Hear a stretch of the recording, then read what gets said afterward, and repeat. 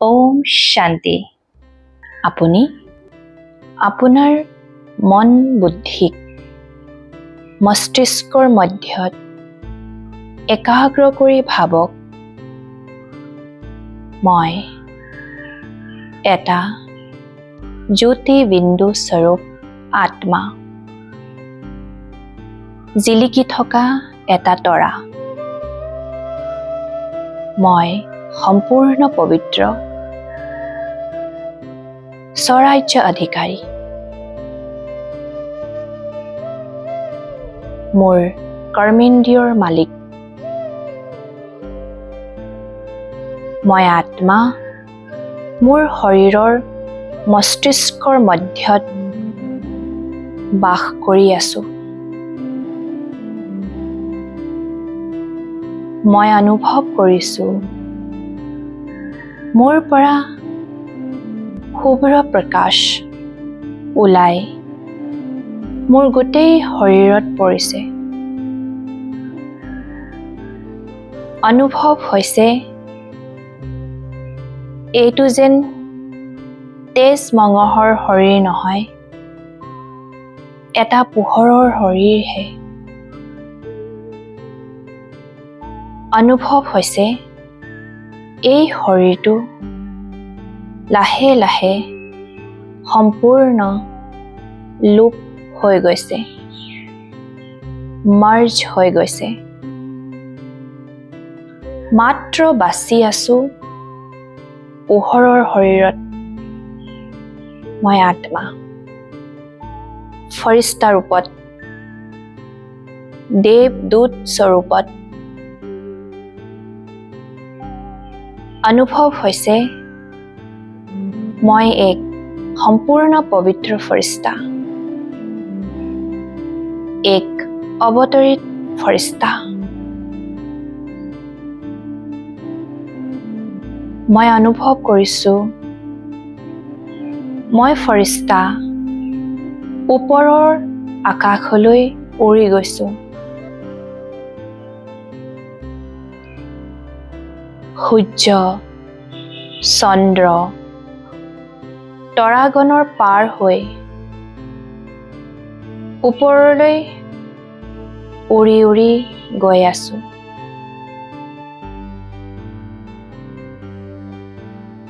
গৈ গৈ মই সূক্ষ্ম বতনত উপস্থিত হৈছো।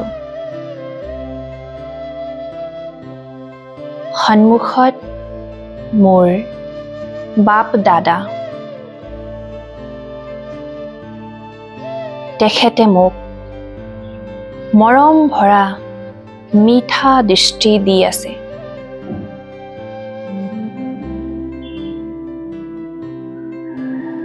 মোক সাৱটি লৈছে। নিজৰ বৰদানৰ হাত মোৰ মূৰৰ ওপৰত ৰাখি মোক বৰদান দিছে। সম্পূৰ্ণ অশৰীৰী হোৱা, সম্পূৰ্ণ পবিত্ৰ হোৱা। এই বৰদানে মোক সদায় স্মৃতি দিব যে মই শৰীৰ নহয়, এটা আত্মাহে, এক জ্যোতি স্বৰূপ পোহৰহে, এটা শক্তিহে। এই বৰদানৰ দ্বাৰা মই নিজে অশৰীৰী হোৱাৰ অভ্যাস অনায়াসে কৰিব পাৰো।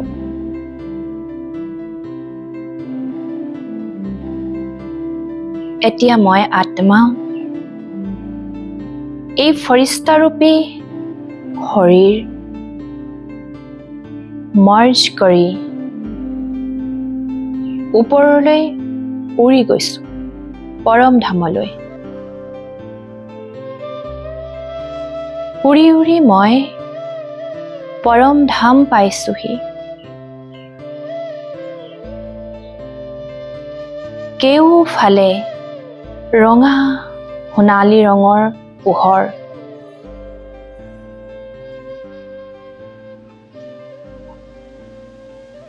কোটি কোটি হিচাপে আত্মাবোৰ নিজ নিজ ঠাইত স্থিত হৈ আছে। এয়াই পৰম ধাম, শান্তি ধাম, মুক্তি ধাম, ব্ৰহ্ম মহতত্ব। লাহে লাহে মই অনুভৱ কৰিছোঁ মই শিৱ বাবাৰ একেবাৰে ওচৰলৈ আহি গৈছোঁ। নিজকে বাবাৰ একেবাৰে কাষত অনুভৱ কৰিছোঁ।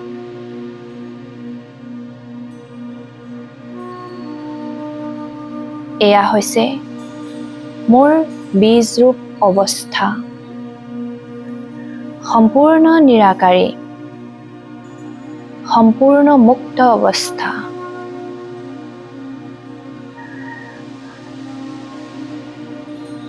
বীজৰূপ স্থিতি।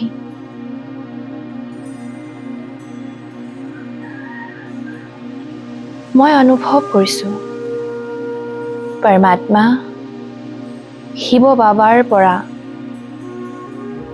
গুণ আৰু শক্তিৰ দিব্য পোহৰ ওলাই মোৰ আত্মাত সমাহিত হৈ গৈছে।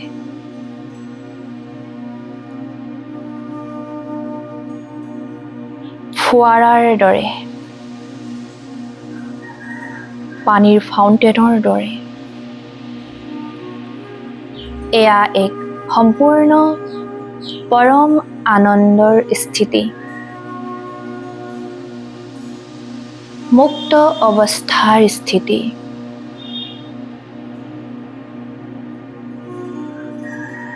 এই অৱস্থাত মই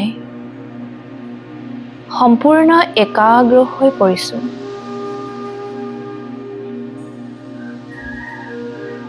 মই অনুভৱ কৰিছোঁ যিমানেই এই দিব্য পোহৰ মোৰ আত্মাত সোমাই গৈছে,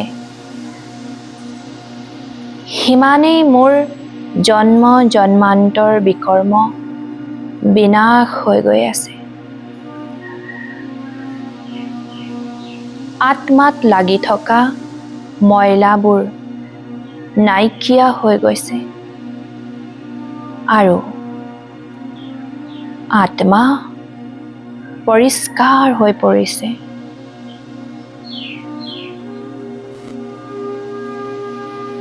দ্বাপৰ আৰু কলি যুগত জানি বা নাজানি কৰা বিকৰ্মবোৰ সম্পূৰ্ণ নষ্ট হৈ গৈছে। লাহে লাহে মই অনুভৱ কৰিছোঁ মই সম্পূৰ্ণ শুদ্ধ।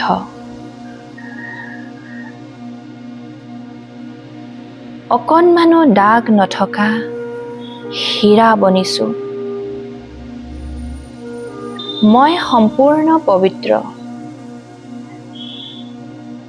গুণ মূৰত শক্তিশালী আত্মা। মই বাবাৰ সমান হৈ গৈ আছোঁ। এতিয়া মই অনুভৱ কৰিছোঁ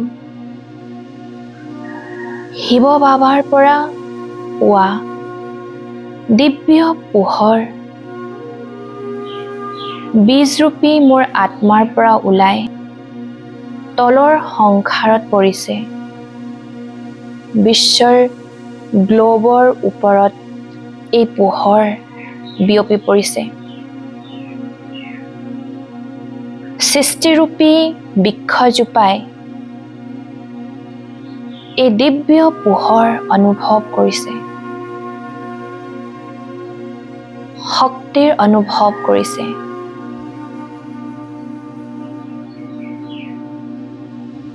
মই অনুভৱ কৰিছোঁ এই দিব্য পোহৰ 5 তত্ত্বয়ো পাইছে। অগ্নি, বায়ু, জল, আকাশ, পৃথিৱী। এই 5 তত্ত্ব এই প্ৰকাশৰ দ্বাৰা, এই পোহৰৰ দ্বাৰা তৃপ্ত হৈ পৰিছে। আৰু প্ৰকৃতিয়ে মোক আশীৰ্বাদ দিছে।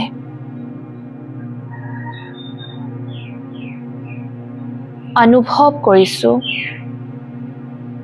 এই পোহৰ সংসাৰৰ সকলো আত্মাই পাইছে। এই সৃষ্টিত প্ৰায় 800 কোটি আত্মা আছে। প্ৰতিটো আত্মাই এই দিব্য পোহৰ অনুভৱ কৰিছে। এই সৃষ্টিৰূপী বৃক্ষৰ প্ৰতিটো ধৰ্ম, প্ৰতি শিলা পাতে এই দিব্য পোহৰ অনুভৱ কৰিছে। মই এই সৃষ্টিৰ বীজ ৰূপ। মই বাবাৰ সমান বিশ্ব কল্যাণকাৰী, বিশ্ব ৰক্ষক আৰু বিশ্ব পৰিৱৰ্তক।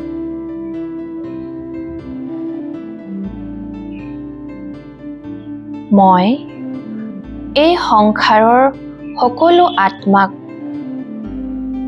সৰ্ব দুখৰ পৰা মুক্ত কৰিব লাগিব।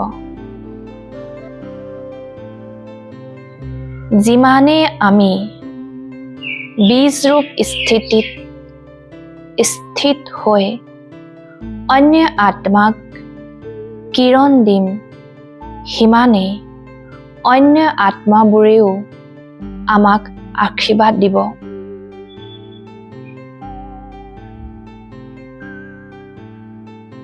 যিহেতু শিৱ বাবাই কৈছে যে এতিয়া তোমালোকে কৰা মনসা সেৱাৰ দ্বাৰা সত্যযুগ আৰু ত্ৰেতা যুগত কিছু আত্মা তোমালোকৰ প্ৰজা বনিব আৰু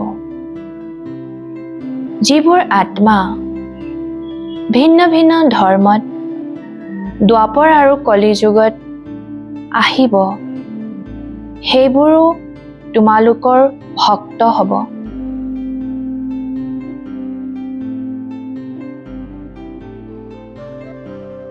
এই সংগম যুগত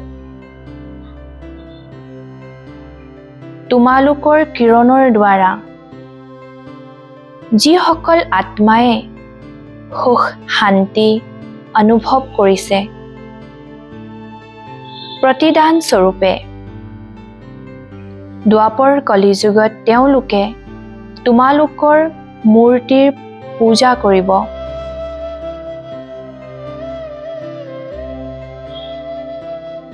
তোমালোকৰ মূৰ্তিৰ দ্বাৰা পুনৰ সেই সুখ শান্তি লাভ কৰিব।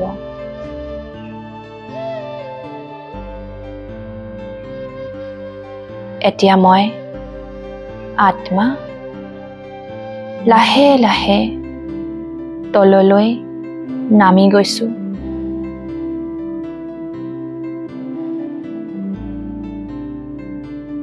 লাহে লাহে আহি সূক্ষ্ম বতনত উপস্থিত হৈছো।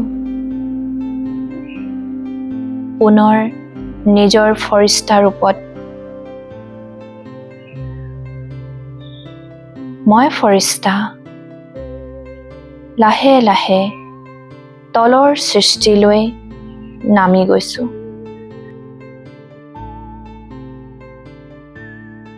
য'ত মোৰ স্থূল দেহ আছে,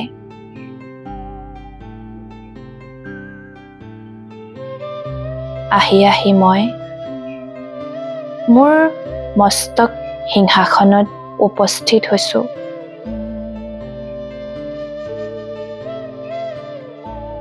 এতিয়া শিৱ বাবাও পৰম ধাম এৰি সৃষ্টিলৈ নামি আহিছে।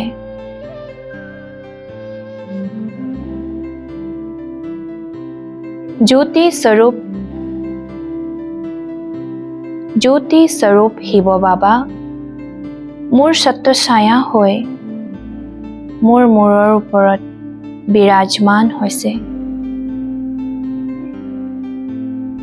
তেওঁৰ পৰা দিব্য পোহৰ ওলাই মোৰ শৰীৰত সমাহিত হৈছে আৰু গোটেই সৃষ্টিত বিয়পি পৰিছে। মোৰ এই বীজৰূপ অৱস্থাত শিৱ বাবাক মই ধন্যবাদ জনাইছোঁ। ধন্যবাদ বাবা, ধন্যবাদ। এই কলিযুগৰ শেষত আহি আপুনি মোক মুক্ত কৰি দিলে আৰু জীৱন মুক্তিৰ বৰ্ষাও দিলে।